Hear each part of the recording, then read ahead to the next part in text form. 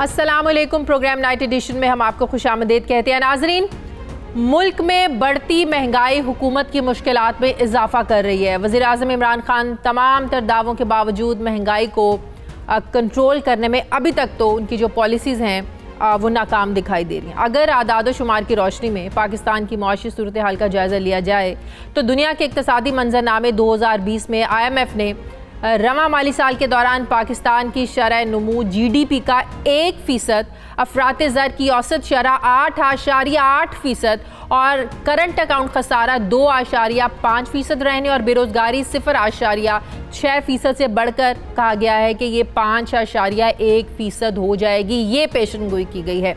IMF की ये पेशगोई पाकिस्तान की शरह नमू GDP के 2.1%, अफराते ज़र जो महंगाई का टारगेट था 6.5% और करंट अकाउंट खसारा 1.5% रहने का जो अहदाफ था, इससे बिल्कुल ऑपोजिट नज़र आता है। जबकि आलमी बैंक ने पहले ही अपनी एक रिपोर्ट में ये कह दिया है कि आइंदा जो 2 साल है इसमें पाकिस्तान में गुर्बत में इजाफे का इम्कान है।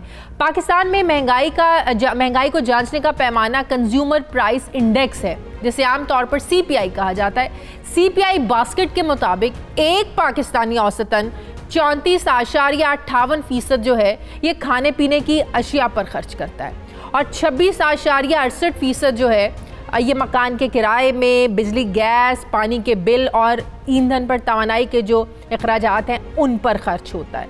फिर 8.6% कपड़े, जूतों की ख़रीदारी पर खर्च हो जाता है और फिर तकरीबन 7% जो है ये बाहर खाने पीने पे, होटलिंग पर, तकरीबन 6% जो है ये नकलो हमल पर और 4% से ज़ायद जो है ये घर की जो दूसरी ज़रूरियात होती हैं उन पर और पर तालीम और सेहत पर जो है ये 2.7% खर्च करता है।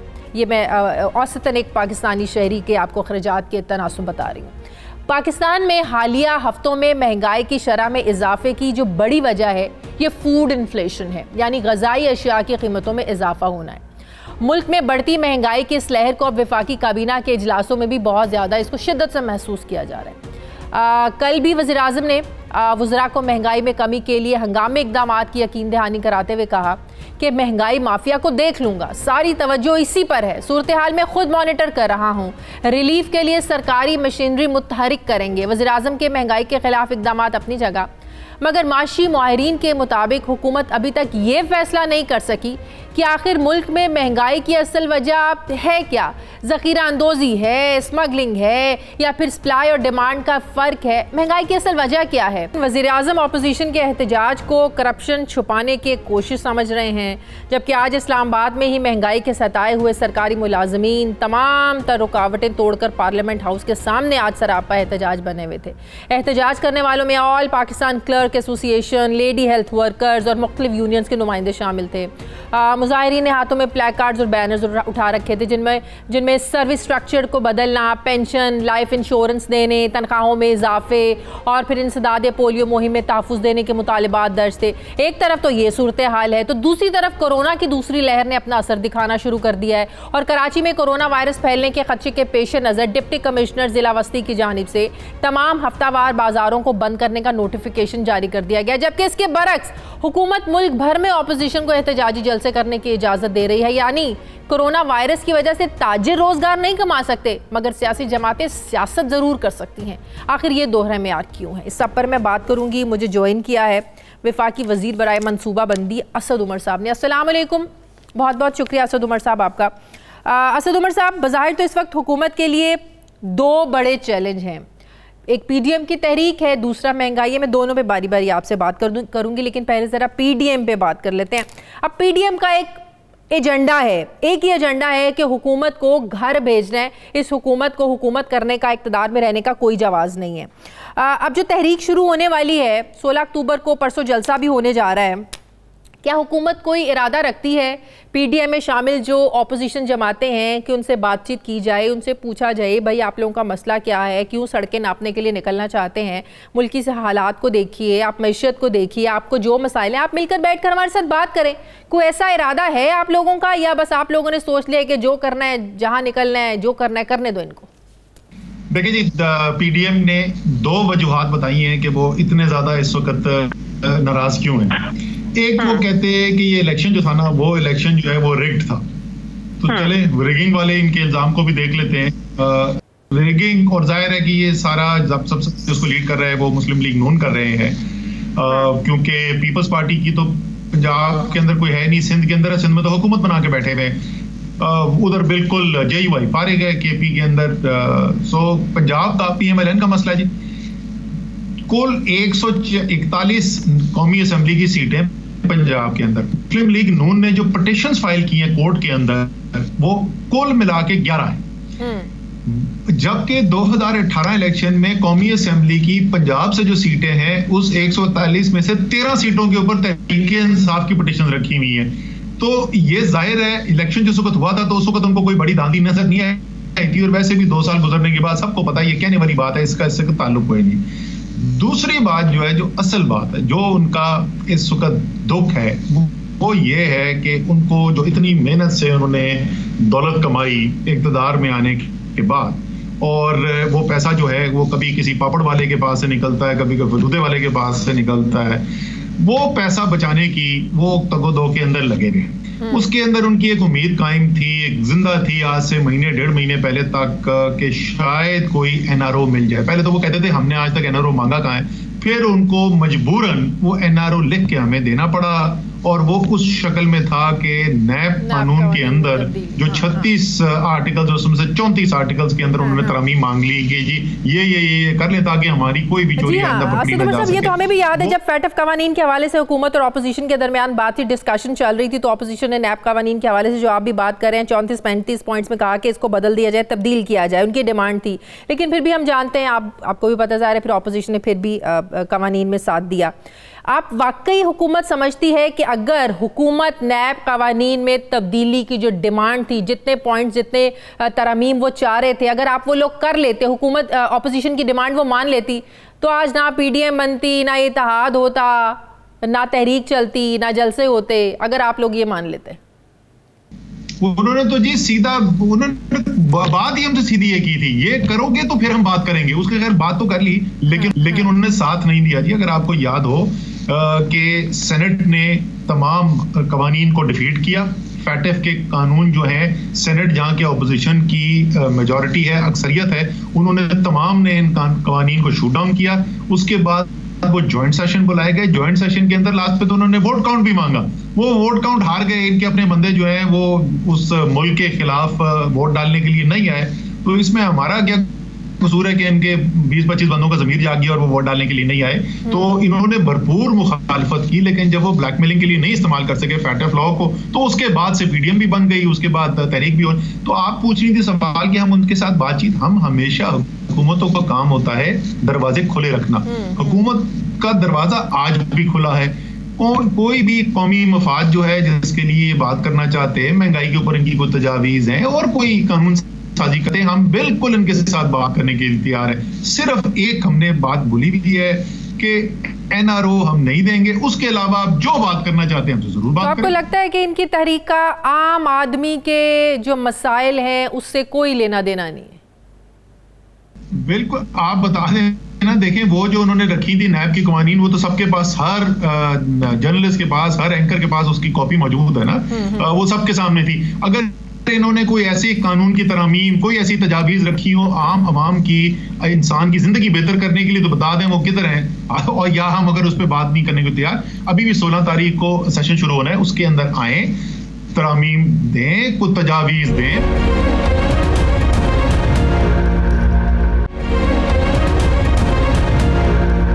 तो कोई शक नहीं है कि इस वक्त एक आम आदमी का सबसे जो बड़ा मसला बना हुआ इशू है वो है महंगाई का। इवन वज़रा भी अब बहुत ज़्यादा कंसर्न है। अगर मैं आपसे पूछूं असद उमर साहब, जब आप अपने हलके में जाते हैं तो क्या आपके हलके के अवाम आपसे सवाल नहीं करते कि महंगाई है, हमारी जो कुव्वत ख़रीद है उसमें सकत नहीं रही है? आप लोगों ने तो हमें बड़े बड़े ख्वाब दिखाए थे, आप लोग तो अब सिर्फ जो है ना यही कहते हैं कि पिछली हुकूमतों ने करप्शन की। क्या आप लोगों का पहले होमवर्क नहीं था कि आप लोगों को नहीं पता था मईशत कैसे चलानी है?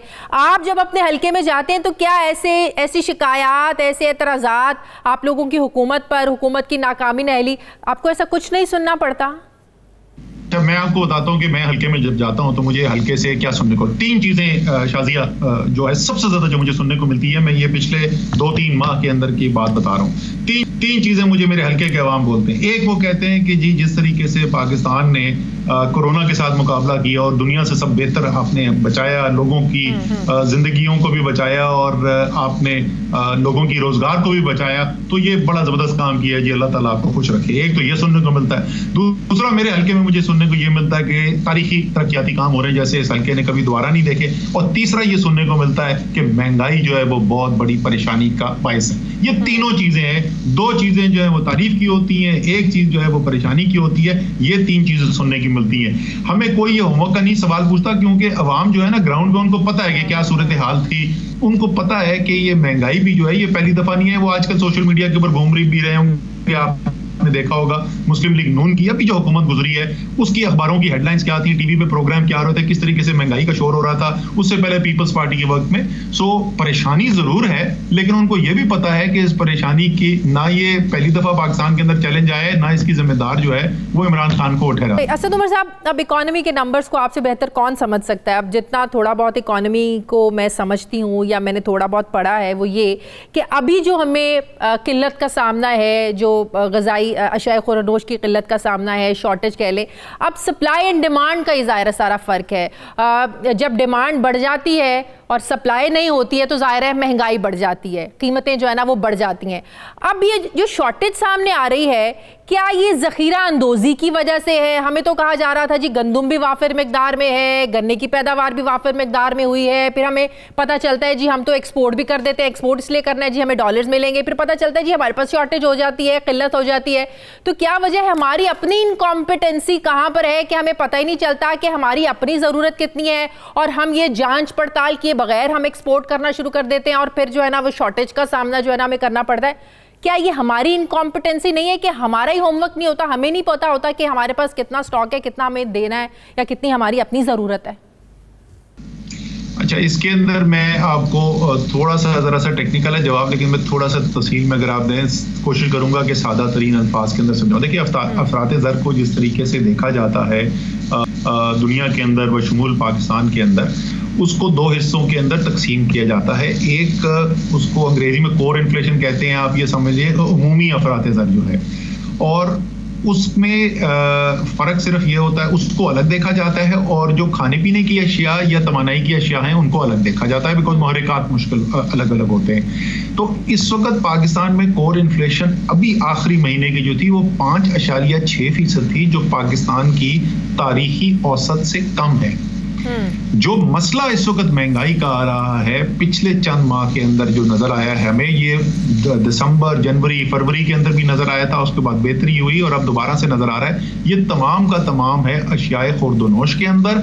इसके अंदर सब्जियां हैं, दालें हैं, इसके अंदर खाना पकाने का तेल है, इसके अंदर आटा है, चीनी है। इसके अंदर 3 मुख्तलिफ वजूहात हैं जिनकी वजह से आपको ये महंगाई देखनी पड़ रही है, आवाम को जो परेशानी आ रही है। एक तो ये, और ये रिपोर्ट्स आपको नजर आ रही होंगी कि दुनिया के अंदर जो इन चीज़ों की, क्योंकि बहुत सारी चीज़ें इसमें से है, मसलन पाम ऑयल हम इंपोर्ट करते हैं, दालें हम इंपोर्ट करते हैं। ये मेरे लिए आज से चंद साल पहले एक बड़ा शौक था कि दाल हम ऑस्ट्रेलिया से बहुत सारी इंपोर्ट करते हैं। तो वो जो चीज़ें हैं वो दुनिया में उनकी कीमतें बढ़ी हैं, इसलिए वो क्योंकि पाकिस्तान दरामद करता है तो वहाँ भी बढ़ गई। तो एक चीज़ हिस्सा तो ये हो गया। दूसरा हिस्सा ये हुआ कि एक दो चीजें ऐसी हैं जहां बर वक्त फैसला नहीं हुआ। ये मैं अपनी बात कर रहा हूं खुद, कि हम लोगों ने फैसला करने के अंदर जजमेंट कॉल हुई, जो फैसला साजी कर रहे थे उन्होंने सोचा कि आज से ये 4 महीने बाद अगर किया जाए काम तो बेहतर होगा। वो फैसला जो है वो इतना अच्छा नहीं साबित हुआ।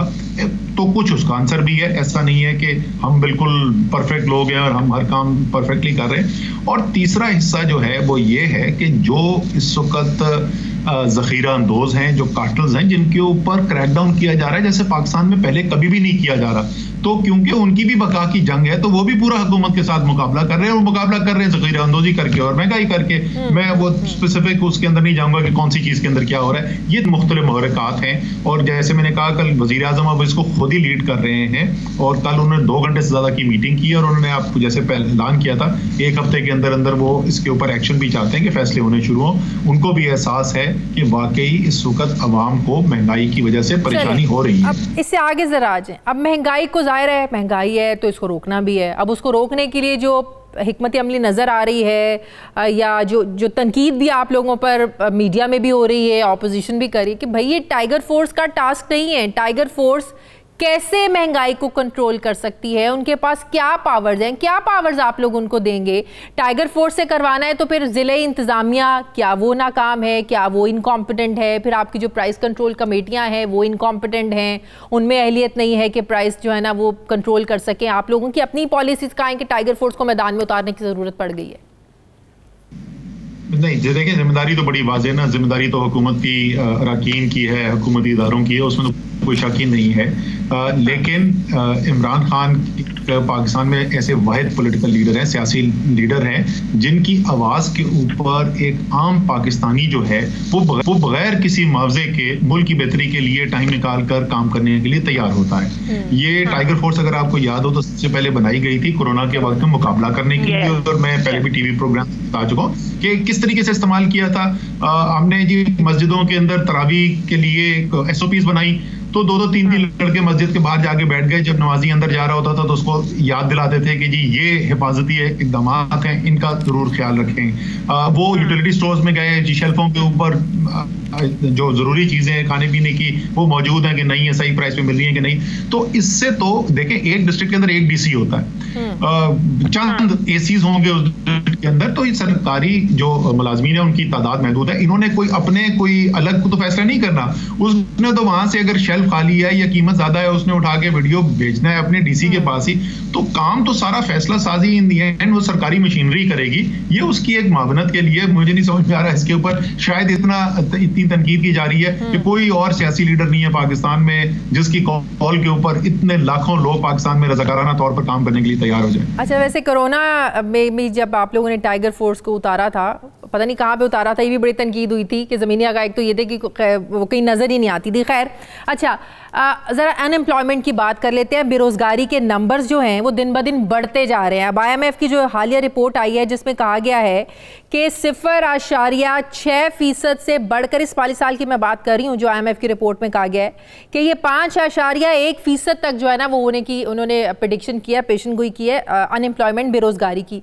अगर ये सिचुएशन होती है असद उमर साहब, एक तो महंगाई है, दूसरा बेरोज़गारी है, लोगों के पास रोज़गार ही नहीं होगा, ज़ाहिर है फिर ख़रीदने की जो आपकी क़ुव्वत है वो तो बिल्कुल ख़त्म हो जाएगी, तो हालात तो फिर बहुत ज़्यादा बाहर हो जाएंगे, काबू से बाहर हो जाएंगे। क्या करेंगे फिर आप लोग? अच्छा, मैं शाजिया एक आजकल मुझे अक्सर ख्याल आता है, अंग्रेजी में एक जुमला बोला जाता है, victim of your own success, यानी आप अपने कामयाबी के ही शिकार हो गए। हमने कोरोना के ऊपर अल्हम्दुलिल्लाह अल्लाह ताला ने फजल किया है, इतनी बड़ी फतेह हासिल की है कि मैं तमाम तज्जिया निगारों को, बशमूल जो मईशत के एक्सपर्ट्स हैं, वो ऐसे पाकिस्तान की मईशत का आज तज्जिया कर रहे हैं जैसे दुनिया में कोरोना है ही नहीं। आप अमेरिका देख लें, आप बरतानिया देख लें, आप भारत देख लें, आप कोई दुनिया का मुल्क उठा के देख लें, तारीखी बेरोजगारी हुई है कोरोना की वजह से। दुनिया की मईशत अमेरिका के अंदर सिर्फ 2-3 हफ्तों के अंदर 3 करोड़ से ज्यादा लोग बेरोजगार हो गए। इसी तरीके से करोड़ों लोग भारत के अंदर बेरोजगार हुए। बरतानिया में पिछले 100 साल के अंदर मईशत जितनी नहीं सुकड़ी थी उतनी सुकड़ गई। फ्रांस के अंदर ये हुआ, इटली के अंदर हुआ, स्पेन में हुआ, दुनिया के अंदर ये हो रहा है। तो पाकिस्तान इस आलमी सूरत हाल के अंदर अल्हम्दुलिल्लाह, जैसे मैंने कहा, अल्लाह ताला ने फजल किया है, लेकिन इधर इस सूरत हाल का मुकाबला कर रहा है। उस सूरत हाल के अंदर क्या मईशत के ऊपर मनफी असरात हैं? बिल्कुल है, इसमें तो कोई शक ही नहीं है कि इस वक्त इस तमाम बेहतरी के बावजूद हम उसके मनफी असरात महसूस कर रहे हैं, लेकिन वो उसका असर रशीद भी नहीं है जो बाकी दुनिया के अंदर नजर आ रहा है, और वो उससे बहुत बेहतर सूरत हाल है। अगर आप इसको अप्रैल में चले जाएं के महीने में, तो जिस वक्त 35% हमारी जो मईशत जो है वो असर, कम से कम शहरी मईशत जो है सोटी भी नजर आ रही थी, आज हम तकरीबन उसी लेवल पे पहुंच गए हैं। आज मोटरसाइकिल की सेल्स जो है वो रिकॉर्ड हो रही है, आज सीमेंट की सेल्स जो है वो पाकिस्तान की तारीख का रिकॉर्ड हो रही है।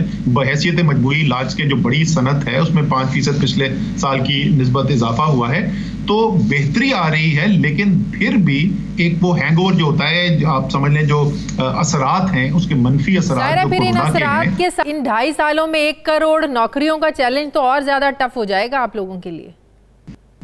मैं बिल्कुल इसमें टफ है, वो उसमें कोई शक नहीं, लेकिन मैं फिर वही याद दिलाऊंगा कि हम कोई एक आम सूरत हाल की बात नहीं कर रहे, हम एक सदी के अंदर दुनिया में किसी चीज ने इतनी तबाही नहीं मचाई जितनी इस कोरोना ने मचाई है। तो उस सूरत हाल के अंदर अल्हम्दुलिल्लाह, ये मैं नहीं कह रहा, ये वर्ल्ड हेल्थ ऑर्गेनाइजेशन कह रही है, ये यूनाइटेड नेशंस के अक़वाम मुत्तहिदा के प्रेसिडेंट कह रहे हैं, जनरल असेंबली के, ये वॉल स्ट्रीट जर्नल कह रहा है, ये बिल गेट्स कह रहे हैं कि इस मुश्किल तरीन सूरत हाल के अंदर ममालिक हैं जिन्होंने सबसे अच्छे तरीके से अपनी मईशत का, अपने लोगों की सेहत की दिफा किया है, वो पाकिस्तान है। लेकिन फिर भी उसके बावजूद मनफी असर। कोरोना की जरा दूसरी लहर पे बात कर लेते हैं। ज़ाहिर है ये तो पिछले 2-3 महीनों से कहा जा रहा था कि कोरोना की जो दूसरी लहर है वो बहुत ज़्यादा ख़तरनाक साबित हो सकती है। कल जो NCOC की जो मीटिंग हुई उसमें भी ये कहा गया, सिफारिशात की गई कि जो इज्तिमात हैं, ज़्यादा गैदरिंग्स हैं, इस पर पाबंदी होनी चाहिए। लेकिन हुकूमत का ये मौक़िफ़ है, अगर हमने अब ये किया तो अपोजिशन को जो है ना वो मजलूम बनने का मौका मिल जाएगा, इसलिए हम ये नहीं कर रहे, इसलिए जलसे करने हैं, जुलूस करने हैं, जो करना ये करें। लेकिन इसके बरक्स आप क्या समझते हैं कि आपको भी पता है कि अमेरिका में, ऑस्ट्रेलिया में, कनाडा में, लंदन में दोबारा से दुनिया जो है ना वो लॉकडाउन की तरफ जा रही है, क्योंकि दूसरी लहर के जो खदशात जाहिर किए जा रहे थे, केसेस बढ़ना शुरू हो गए हैं। अगर खुदा ना खास्ता ये सूरत हाल यहाँ पर फिर वैसी दोबारा होती है, आप लोग तो इजाज़त दे रहे हैं जलसे जुलूस करने के लिए क्योंकि आप लोग नहीं चाहते हैं कि अपोजिशन मजलूम बने, तो आपको नहीं लगता कि इसके नेगेटिव इम्पैक्ट अगर होते हैं, कोरोना केसेस दोबारा बढ़ते हैं, तो बहुत मुश्किल हो जाएगी आप लोगों के लिए?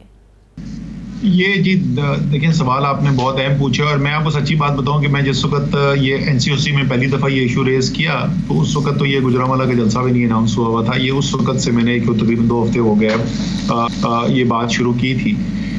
ये हम बहुत बड़ी गलती कर रहे हैं जी। देखें, सारी मेहनत जो की गई है, अल्लाह ताला ने करम किया है, वो क्या कोशिश क्या थी? वो ये थी कि हम अपने लोगों की सेहत के ऊपर कम से कम मनफी असर रखते हुए लोगों की रोजगार कैसे बचा सकते हैं। तो मंतकी बात यह है कि हमें कोई भी ऐसा काम जिससे लोगों की सेहत को खतरा हो और उस खतरा पैदा होने की वजह से फिर जो इकदाम करने पड़े उससे लोगों की रोजगार को खतरा हो, वो नहीं करना चाहिए। लोगों की रोजगार की खातिर तो खतरा मोलना समझ में आती है, लेकिन अपनी सियासत के लिए लोगों की सेहत को खतरे के अंदर डालना या उनकी रोजगार को खतरे के अंदर डालना मेरी तो समझ से बाहर है। हमें तो पॉलिटिकल लीडरशिप, सारी कौम की सियासी लीडरशिप को ये इस वक्त कौम को ये हिदायत देनी चाहिए कि अपना ख्याल रखें। लेकिन इसके साथ साथ इसमें कोई शक नहीं है, पाकिस्तान एक जमहूरी मुल्क है, यहाँ पे बड़ा जबरदस्त सियासी मुकाबला होता है और अगर इस वक्त हमने कोई सख्ती से कोई इंप्लीमेंटेशन करने की कोशिश की तो वो सारा ऐसे लगेगा जैसे हम कोई सियासी इंतकाम लेने की कोशिश करें। तो मेरी तो अपील आपके जरिए सारे पाकिस्तान से भी है, सारे पॉलिटिकल लीडर बशमूल तहरीक इंसाफ के अपने लीडर्स से मेरी ये अपील है। मैं आपको पहले बता रहा था कि मेरे हल्के के अंदर जहां मैं जाता हूं सब लोग बोलते हैं तारीखी तरक्याती काम हो रहे हैं। मैं उन तरक्याती कामों के इफ्तिताह के लिए नहीं जा रहा हूं। सब नाराज बैठे हुए कि यार इतना काम आया, खुदा का वास्ता इधर आके हम इधर 1000, 2000, 3000 लोग जमा करना चाहते हैं, हम चाहते हैं कि आप आगे इधर इफ्तिताह करें। मैं नहीं जा रहा हूं क्योंकि मैं उनकी जिंदगी या उनके रोजगार को खतरे में डालूंगा। मैं तो ये हूं कि बड़ा अच्छा मैंने काम करा है, लेकिन मैं अपने उन लोगों ने जिन्होंने मुझे वोट दिया है, तो आपके ही फॉलोअर आएंगे ना। अगर मुस्लिम लीग का जलसा है तो उसमें तहरीक इंसाफ का फॉलोअर तो नहीं आएगा, या तहरीक इंसाफ का जलसा है तो उसमें पीपल्स पार्टी का फॉलोअर तो नहीं आएगा। तो वो शख्स जो मुझे वोट देता है, मैं उसकी जिंदगी क्यों खतरे में डाल रहा हूँ? उसकी सेहत और पूरे कौम की रोजगार। हुकूमत की समझ में नहीं आ रही है ना। जब कोरोना स्टार्ट हुआ तो सिंध हुकूमत ने ही पहले इनिशिएटिव लिया तालीमी इदारों को बंद करने का, कारोबार, मार्केट सब कुछ बंद करने का। लेकिन एक तरफ अब फिर से हम देख रहे हैं कि हफ्तावार जो बाजार हैं उनको बंद करने के नोटिफिकेशन जारी हो रहे हैं। दूसरी तरफ 18 अक्टूबर का जलसा भी हो रहा है। तो समझ में नहीं आ रही इस दौरे में आर की कारोबार करने की आप इजाजत नहीं दे रहे हैं, लेकिन सियासत जरूर चलेगी, जलसे करने की इजाजत जरूर दे रहे हैं आप। देखिए, मैं कोशिश करता हूं कि वो, क्योंकि NCOC को हम गैर सियासी रखने की कोशिश करते हैं तो मैं ये नहीं करता। लेकिन आप जो बात कर रही है, मैंने ये पॉइंट आउट किया था जी, इस वक्त पिछले 10 दिन के अंदर अगर कोई चीज मुख्तलिफ नहीं हुई है तो ये कराची के अंदर सिंध की हुकूमत ने दोबारा से स्मार्ट लॉकडाउन क्यों लगाए? कोई खतरा बढ़ता हुआ नजर आ रहा था तो इसलिए वो इकदाम लिए गए ना कि वहां पे, और ये पीपल्स पार्टी की सिंध हुकूमत ने किया। इसी तरीके से आज से 1 हफ्ता पहले आजाद जम्मू एंड कश्मीर की हुकूमत, मुझे पता चला जी प्राइम मिनिस्टर ने एक मीटिंग चेयर की है आजाद कश्मीर के प्राइम मिनिस्टर ने, और उसमें ये फैसला हुआ पूरे आजाद कश्मीर को लॉकडाउन कर दिया जाए। मैंने उन पैगाम भेजा कि जी जरा हमें एनसीओसी के अंदर तफसील से देखने थे, फिर आप लोगों की गवर्नमेंट के साथ हम चीफ सेक्रेटरी के साथ बात करते हैं। फिर हमने उनको समझा कि वो उन्होंने लॉकडाउन किए हैं मुजफ्फराबाद के अंदर, वहां पे बढ़ी थी। एक तरफ आप ये कह रहे हैं, दूसरी तरफ आप कह रहे हैं सियासी जलसे ना रोको। ये मुस्लिम लीग नून की गवर्नमेंट है आजाद कश्मीर के अंदर, यहाँ पे पीपल्स पार्टी की गवर्नमेंट है सिंध के अंदर। बहुत बहुत शुक्रिया वफाकी वजीर बराए मनसूबाबंदी असद उमर साहब मेरे साथ थे।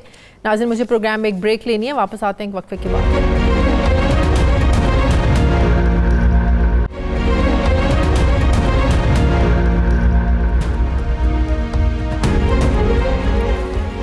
ब्रेक के बाद एक बार फिर से आपको खुशामदीद कहते हैं। नाजरीन, पीडीएम इत्तेहाद के पहले जलसे से पहले ही सियासी दर्जा हरारत में रोज़ बरोज़ हम देख रहे हैं इजाफा हो रहा है।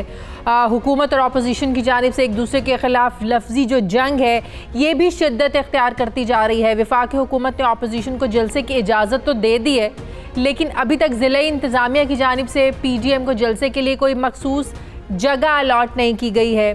दूसरी तरफ से कोरोना के फैलाव के पेश नज़र हुकूमत ये भी साथ कह रही है कि जलसों में SOPs पर अमल दरामद ज़रूर किया जाए। अब SOPs पर अमल दरामद कितना मुमकिन अपोजिशन जमातें जो हैं ये जलसों में करवा पाएंगी तो 16 अक्टूबर को पता चल जाएगा। लेकिन पीडीएम इत्तेहाद ये इल्ज़ाम लगा रहा है कि हुकूमत जलसे को रोकने के लिए रुकावटें डाल रही है। अपोजिशन ये इल्ज़ाम लगा रही है कि हुकूमत की जानिब से कॉर्नर मीटिंग्स पर छापे मारे जा रहे हैं, गैर ज़रूरी मुकदमात दर्ज किए जा रहे हैं और गुजरांवाला के दाखिली और ख़ारजी रास्ते जो हैं वो कंटेनर लगाकर बंद किए जा रहे हैं। सवाल ये है कि आखिर एक जलसा इतनी अहमियत क्यों इख्तियार कर गया है? क्या हुकूमत के गैर ज़रूरी इक़दामात जो हैं क्या इनकी वजह से पीडीएम की जो तहरीक है इसको ज़्यादा इम्पोर्टेंस मिल रही है? अहम सवाल ये भी है कि जलसे की कामयाबी और नाकामी की सूरत में फिर अपोजिशन के पास क्या ऑप्शंस मौजूद हैं? इन सब पर मैं बात करूँगी। मुझे ज्वाइन किया है मुस्लिम लीग नून के सीनियर रहनुमा मलिक अहमद खान साहब ने। अस्सलाम वालेकुम, बहुत बहुत शुक्रिया मलिक साहब आपका। मलिक साहब, ये तो बड़ी ऑब्वियस सी बात है कि 16 अक्टूबर का जो गुजरांवाला का आप लोगों का जलसा है ज़ाहिर है एक मोमेंटम सेट करेगा। पता चलेगा कि आपकी जो पूरी पीडीएम की जो तहरीक है ये क्या रुख इख्तियार करने वाली है। अभी तो आप लोग इसी कन्फ्यूजन में उलझे हुए हैं, जलसा कहाँ करना है, जीटी रोड पे करना है, स्टेडियम की इजाज़त नहीं मिल रही है, फिर कॉर्नर मीटिंग्स पर छापे मारे जा रहे हैं। आप लोग कह रहे हैं गैर ज़रूरी मुकदमात जो हैं वो दर्ज किए जा रहे हैं। कहाँ तक पहुँची हैं तैयारियाँ? क्या वाकई लोग निकलने को तैयार हैं आप लोगों के साथ?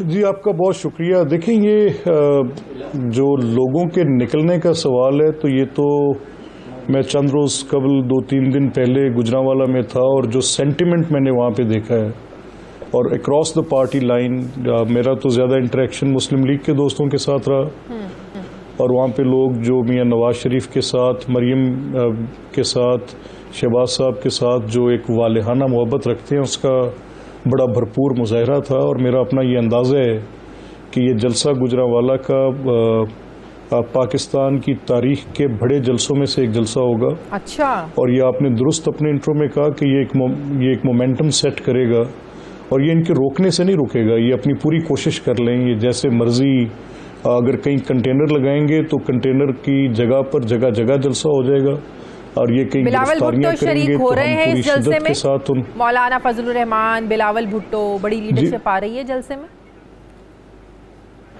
जी बिल्कुल, बिलावल भी एक जो मेरी इतला है उसके मुताबिक वो कमर जमान कायरा साहब के घर से लाला मूसा से एक रैली की सूरत में वहाँ पे पहुँचेंगे। इसी तरह मौलाना भी वहाँ पर तशरीफ लाएंगे। तो ये तो सारे जितनी लीडरशिप है सारे लोग वहाँ पर होंगे। अच्छा। और एक बड़ा भरपूर जलसा होगा। इस जलसे का लोग आप क्या समझते हैं, लोग आप लोगों के साथ क्यों निकलेंगे? महंगाई की वजह से निकलेंगे, जो इकोनॉमी की सूरत हाल है उस वजह से निकलेंगे? क्योंकि हुकूमत ये कह रही है कि भाई आप लोग तो निकल रहे हैं अपनी करप्शन बचाने के लिए, अपने लीडर को बचाने के लिए। आप लोगों को क्या सरोकार है कि अवाम के बुनियादी हुकूक क्या हैं, अवाम की आवाज़ क्या है, अवाम को क्या इशूज़ हैं? ये आप लोगों का इशू नहीं है। आप लोगों का इशू है कैसे हमने अपनी करप्शन को बचाना है। तो लोग क्यों निकलेंगे आप लोगों के साथ? अच्छा नहीं, देखिए ये इनका कहना शाज़िया गलत है और उसकी वजह ये है कि इनकी जो इस वक्त सूरत हाल आपके सामने जो अवामी इस्तराब है वो बेतहाशा है। कभी इस तरह की दिक्कत जो आज एक मुआशी दिक्कत है, जो आज एक इंतज़ामी दिक्कत है, जो आज एक सियासी सूरत हाल इन्होंने पैदा की हुई है। पाकिस्तान चश्मे फलक ने ये नज़ारा नहीं देखा हुआ, इस तरह के हालात पाकिस्तान ने नहीं देखे हुए। वो मैं क्यों आपसे मैंने ये कहा और मैं इसको कैसे सब्सटेंशिएट करता हूँ जो मैं ये कह रहा हूँ। इस वक्त पोलराइजेशन यानी इनकी हेट स्पीच की वजह से जो पोलराइजेशन है वो अपनी एक्सट्रीम पे है, उस पर भी कोई शक नहीं है। आज एक मुतवसत तबके के आदमी की ज़िंदगी अजीरन है, एक गरीब आदमी की ज़िंदगी अजीरन है। आज इस वक्त जो एक चलती हुई मईशत थी जो 5.8 पे ग्रो कर रही थी, वो इन्होंने लाके माइनस में फेंकी है। और आज कल मैंने रिपोर्ट देखी है जो उसमें बता रहे हैं कि प्रोजेक्ट ये कर रहे हैं कि गालिबन IMF की ये प्रेडिक्शन है कि मैक्सिमम अगर ये जाएगी तो फिर भी अंडर 1 रहेगी। और अनएम्प्लॉयमेंट का फर्दर इसमें तो लोग बेरोजगार हो रहे हैं, लोगों के घरों का चूल्हा नहीं चल रहा, इस वक्त मईशत बर्बाद है, इस वक्त सियासी इंतकाम अपनी बदतरीन शक्ल में मौजूद है, इस वक्त स्टेट के इंस्टीट्यूशंस को लॉ पे एक कानूनी शक्ल में लोगों के साथ ज्यादती की इंतहा है, लोगों के बुनियादी हकूक मुअत्तल है। स्टेडियम में जलसा करने की इजाजत क्यों नहीं मिल रही है आपको? अगर नहीं मिलती है, GT रोड पर जलसा करेंगे। अगर GT रोड पर जलसा करेंगे तो आपको नहीं लगता आम आवाम के लिए मसाइल होंगे, ट्रैफिक के मसाइल होंगे, मुश्किलात होंगी? नहीं, लोगों के लिए तो आज मसाइल हैं, इन्हीं मसाइल को हल करने के लिए तो लोग खुद बाहर निकल कर आवाज उठाना चाह रहे हैं। वो जलसा सिर्फ ये, लेकिन अगर ऐसे मेन रोड बंद कर देंगे, किसी ने अस्पताल जाना है, किसी एम्बुलेंस ने गुजरना है, किसी ने अपने जरूरी काम से जाना है, तो इन चीजों का तो ख्याल रखना होगा ना। नहीं, ये ज़रूर इसकी एहतियात भी हम भी करेंगे, अपनी पूरी कोशिश करेंगे कि कोई ऐसा रास्ता जो हॉस्पिटल्स की तरफ जाता है उसके ऊपर कोई बैरिकेड ना हो और वो चलता रहे और उसमें कोई लोगों को तकलीफ ना आए। ये बड़ी इंपॉर्टेंट बात आपने की है और कभी भी ऐसी सूरत पैदा नहीं होने दी जाएगी। लेकिन देखना तो ये है ना कि क्या हुकूमत वो वेन्यू हमें फ्राहम करती है जो हम उनसे मांग रहे हैं। हम उनसे एक स्टेडियम मांग रहे हैं जिसके अंदर कम से कम 50,000 की उसके ग्राउंड के अंदर उसकी जो स्टेडियम की कैपेसिटी है वो उसमें इससे तो, लेकिन ये देने से इनकार कर रहे हैं। आज आपके सामने जो सिर्फ 1-1.5 दिन जलसे में बाकी रह गए, आज मैं और आप 14 तारीख को बात कर रहे हैं, अभी तक इन्होंने इजाज़त नहीं दी। ऑन वन प्रीटेक्स्ट और अनदर उसका कोई ना कोई हीला बहाना बना देते हैं। परसों मैंने लॉ मिनिस्टर की स्टेटमेंट सुनी, राजा बिशारत की, जो वज़ीर कानून पंजाब हैं। वो कह रहे थे कि वहाँ पे किसी कोई अंसारी बरादरान हैं जो कि जिनको पार्टी से हमने एक्सपेल किया है, उन्होंने किसी रैली की दरख्वास्त दी हुई है। तो हम क्योंकि कोई मजाक की बात है, एक तरफ पाकिस्तान की तमाम ऑपोजिशन की पार्टीज अपने लिए एक वेन्यू मांग रही हैं और आप एक MPA की एप्लीकेशन की बुनियाद पे वो रिक्वेस्ट डिनाई कर रहे हैं। अच्छा, एक और चीज इंपॉर्टेंट चीज, मैंने आज तक सुना नहीं। आप लोगों की पार्टी को इस बात की 100% श्योरिटी है, इस बात के से तो कोई इनकार नहीं करता कि मौलाना के पास इस वक्त जो स्ट्रीट पावर है, ज़ाहिर है उसके पीछे मदारिस हैं, मदारिस के स्टूडेंट्स हैं, उनकी तादाद बहुत ज़्यादा है, वो पीपल्स पार्टी और नून लीग से बहुत ज़्यादा है। तो ये श्योरिटी है आप लोगों को कि आपके जलसों में, इस तहरीक में मजहब कार्ड को इस्तेमाल नहीं किया जाएगा? वो कंसर्न्स आपके इस बार नहीं है जो पिछले साल मौलाना के धरने पर थे? नहीं, देखिए, इस पे जो ज़्यादा ज़रूरी बात है वो मौलाना का मौक़िफ़ है। मौलाना का मौक़िफ़ ये है कि मज़हब कार्ड आप किसको कहते हैं। यानी मज़हब कार्ड अगर एक ख़ास नज़रियात रख के मैं एक दीनी हवाले से अपना सियासी नुक्ता नज़र रखता हूँ तो इसको आप मज़हब कार्ड कहते हैं। गालिबन अगर ये तशरीह है तो मौलाना इस पर बड़ी शिद्दत के साथ मोतरज़ हैं। मौलाना कहते हैं कि ये मज़हब कार्ड नहीं है, ये मेरा बुनियादी हक है, मैं अपनी सोच रख सकता हूँ, अपनी राय रख सकता हूँ और उसके इजहार के लिए मैं कोई भी मीडियम इस्तेमाल कर सकता हूँ। ठीक है, बहुत बहुत शुक्रिया। मुस्लिम लीग नून के रहनुमा मोहम्मद अहमद खान हमारे साथ थे। नाज़रीन, मुझे प्रोग्राम में एक ब्रेक लेनी है, वापस आते हैं छोटे से वक्फे के बाद।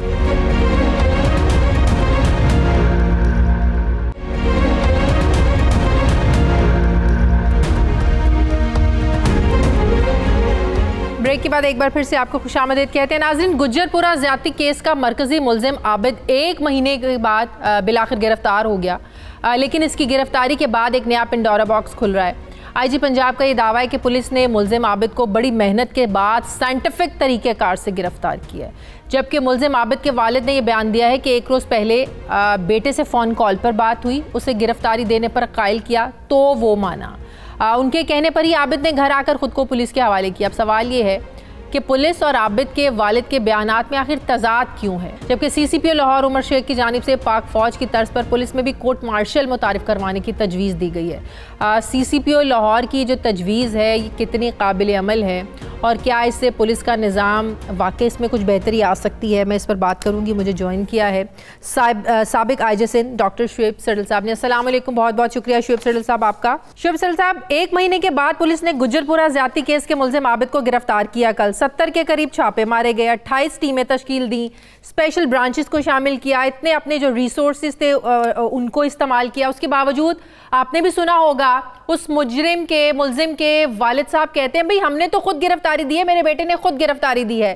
फिर हम ये देखते हैं कि 50 लाख रुपया इनाम आप लोग रख देते हैं। आज लाहौर हाई कोर्ट के चीफ जस्टिस ने भी इस पर बड़ी बरहमी का इजहार किया, भाई पुलिस का तो काम है पकड़ना, आप इनाम देते फिर रहे। अगर पुलिस ने तनख्वाह किस बात की लेनी है, अगर आप लोगों ने 50-50 लाख रुपया इनाम देना है, तो कैसे ये ट्रेंड सेट है हमारे पुलिस डिपार्टमेंट में सर?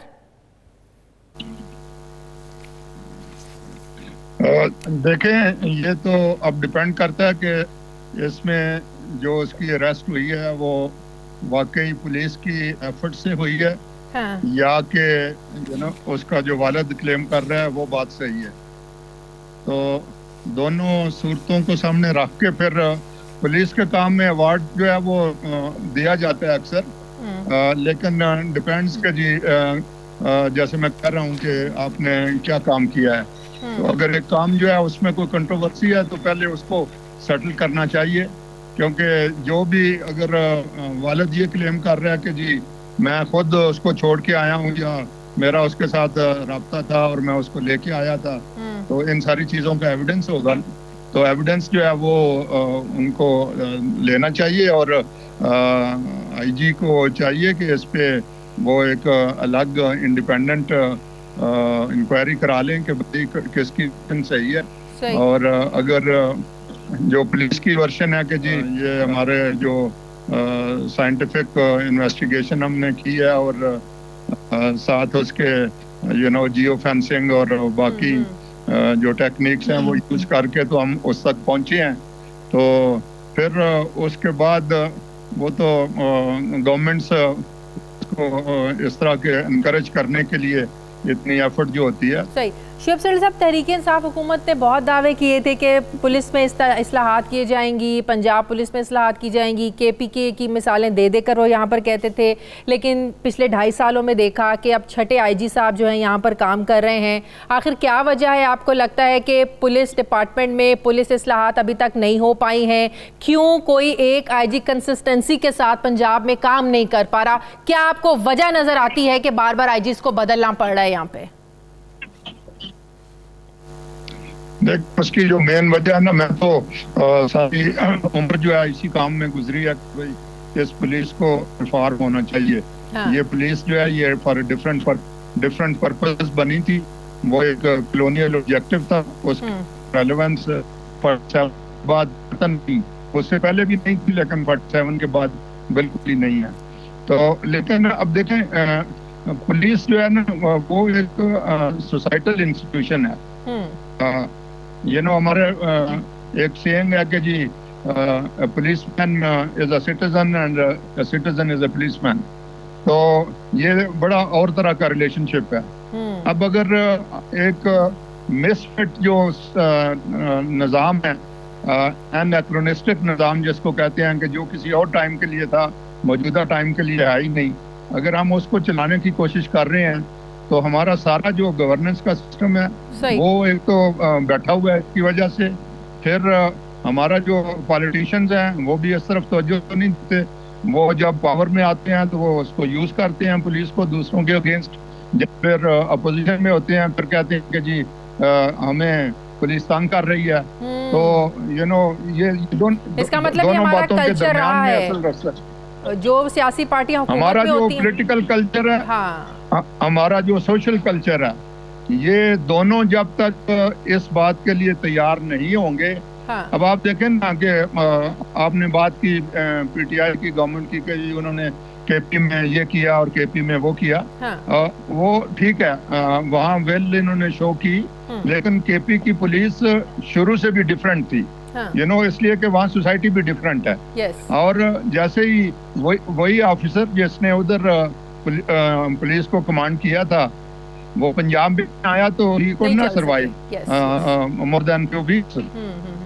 बिल्कुल तो हमें ये देखना चाहिए कि जब तक ये जो पॉलिटिकल इसकी अंडरटोन्स हैं पुलिस की खराबी की, उनको हम एड्रेस नहीं करेंगे तो ये सिस्टम ऐसे ही रहेगा, नहीं हो सकती। लास्ट क्वेश्चन सर, कोई रिफॉर्म नहीं हो सकेगा। बिल्कुल सही। सीसीपी लाहौर उमर शेख साहब ने जो तजवीज़ दी है कि पुलिस में फौज के तर्ज का कोर्ट मार्शल जो है ना वो होना चाहिए, आपके ख्याल में ये तजवीज़ कितनी काबिल अमल है, कैसे देखते हैं आप उनकी इस तजवीज़ को?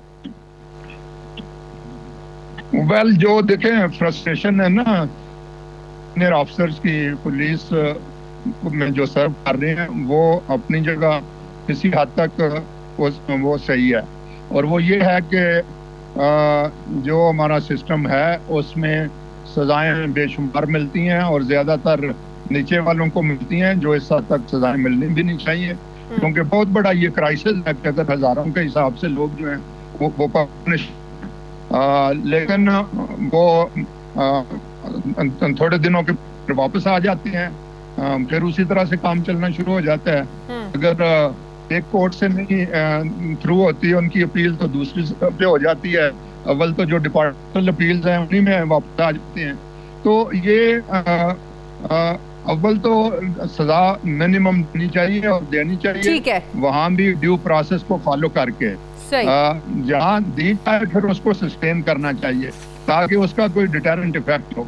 तो इस वजह से ये बात आती है कि बाकी पुलिस जाहिर एक सिविलियन इंस्टीट्यूशन है, इसमें उस तरह का कोर्ट मार्शल तो नहीं आ सकता जिस तरह का के फौज में है। बहुत बहुत शुक्रिया साबिक आईजी डॉक्टर साहब हमारे साथ हैं। नाज़रीन हमारे प्रोग्राम का वक्त खत्म हो गया।